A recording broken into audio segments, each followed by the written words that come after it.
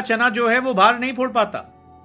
और यही कहानी टीम इंडिया के साथ रही साउथ अफ्रीका के खिलाफ टेस्ट मैच में, जहां पर इंडिया एक पारी और 32 रनों से हार गई।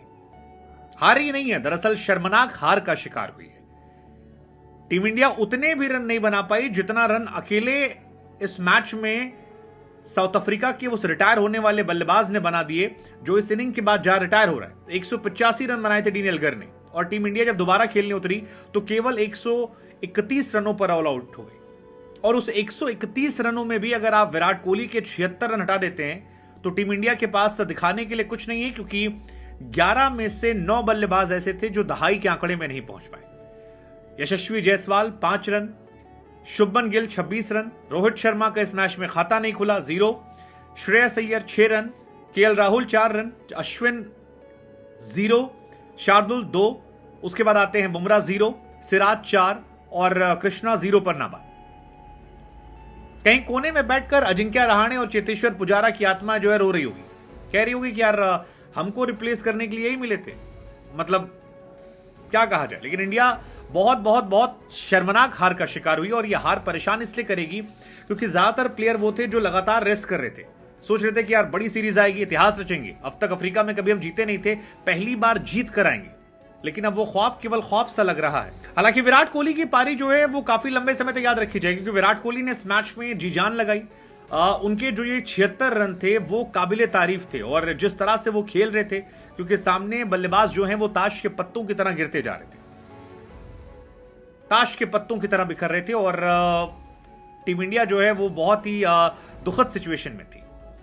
ये लग रहा था कि यार मामला गड़बड़ हो गया है, टीम इंडिया क्या करेगी इस तरह से अगर बल्लेबाजी होती है।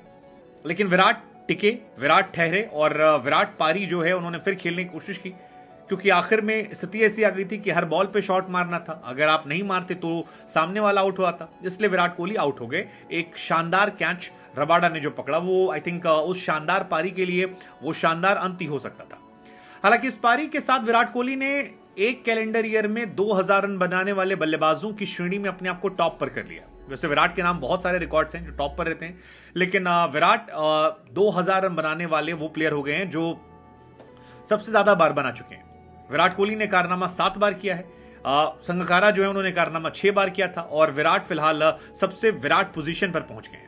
इस टेस्ट मैच में भी विराट जो है वो सबसे ज्यादा रन बनाने वाले बल्लेबाज बने। केएल राहुल ने पहली इनिंग में शतक मारा था, लेकिन सेकेंड पारी में क्योंकि केवल 4 रन बनाकर आउट हुए, लिहाजा वो टॉप रन गेटर नहीं रहे। लेकिन साउथ अफ्रीका ने हमें डोमिनेट किया, हमारी बैटिंग को मानो एक्सपोज कर दिया, जबकि उनके बल्लेबाज टिके थे।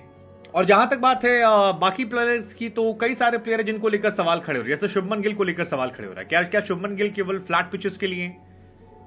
शुभमन गिल का एक स्टैट है जहां पर ये पता लगता है कि उनका एवरेज जो है वो इंडिया में 58 का है 2023 में, लेकिन जैसे ही वो सेना देशों के खिलाफ खेलते हैं, यानी कि साउथ अफ्रीका, इंग्लैंड, न्यूजीलैंड या ऑस्ट्रेलिया, उनका एवरेज जो है वो 8 का हो जाता है। और ये बताता है कि शुभमन गिल जो हाईएस्ट रन गेटर रहे हैं वो किस तरह से फ्लक्चुएट करते हैं अपनी बल्लेबाजी में, कितनी इनकंसिस्टेंसी जो है उनकी बल्लेबाजी में है, और इस प्रकार की इनकंसिस्टेंसी से क्या वो टीम में जगह डिजर्व करते हैं।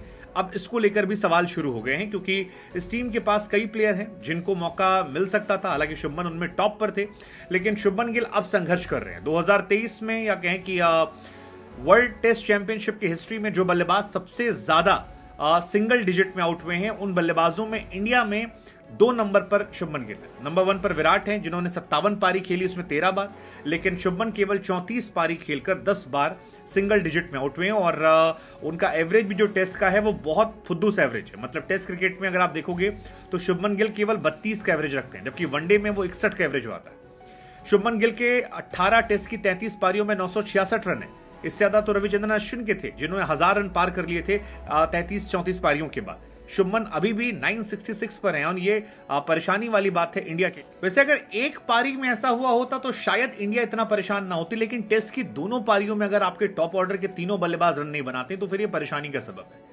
पहली पारी में भी शुभमन गिल 2 रन बनाकर आउट हुए थे, रोहित शर्मा 5 रन बनाकर, जायसवाल 17 रन बनाकर, श्रेयस अय्यर भी पहली पारी में नहीं चले थे, और सेकेंड इनिंग में भी यही हाल रहा। तो अगर आप देखोगे तो उनके गेंदबाजों ने हमसे अच्छी गेंदबाजी की, जहां पर रबाडा ने पहली पारी में 5 विकेट लिए, बर्गर ने 3 विकेट निकाले, और हमारे जो गेंदबाज थे, अगर आप बुमराह और सिराज को हटा दो तो बिल्कुल फुद्दू नजर आ रहे थे। मतलब शार्दुल ठाकुर, प्रसिद्ध कृष्णा और रविचंद्रन अश्विन अपना इंपैक्ट नहीं छोड़ पाए, और यही वजह है कि साउथ अफ्रीका ने 408 रन ठोंक दिए, जिसमें खासतौर पर एल्गर के 185 रन जो हैं वो हमें परेशान करने वाले थे। सेकेंड इनिंग में भी अगर आप देखोगे तो बर्गर ने 4 निकाले।